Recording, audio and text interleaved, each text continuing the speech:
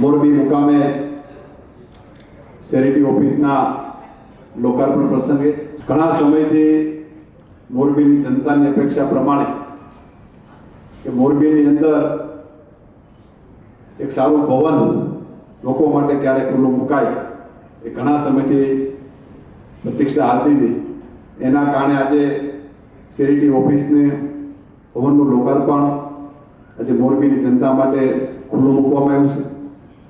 પ્રથમ તો રાજ્યના યશસ્વી મુખ્યમંત્રી આદરણીય ભૂપેન્દ્રભાઈ પટેલ છે, રાજ્યના નાયબ મુખ્યમંત્રી અને કાયદા મંત્રી આદરણીય હર્ષભાઈ સંઘવી સાહેબનો આપણે આભાર માનવો પડે કે આવી સુંદર ભેટ એમણે મોરબીને જે આપી છે એના બદલ આપણે એમનો આભાર માનીએ.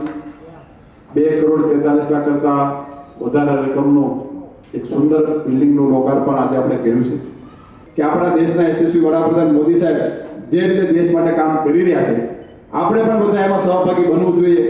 બે વસ્તુ ઉપર જો આપણે ફોકસ કરશું તો આપણે ખૂબ દેશ માટે આપણે મદદ કરી છે, આપણા અંદરથી પોતાને પણ ફીલ થશે.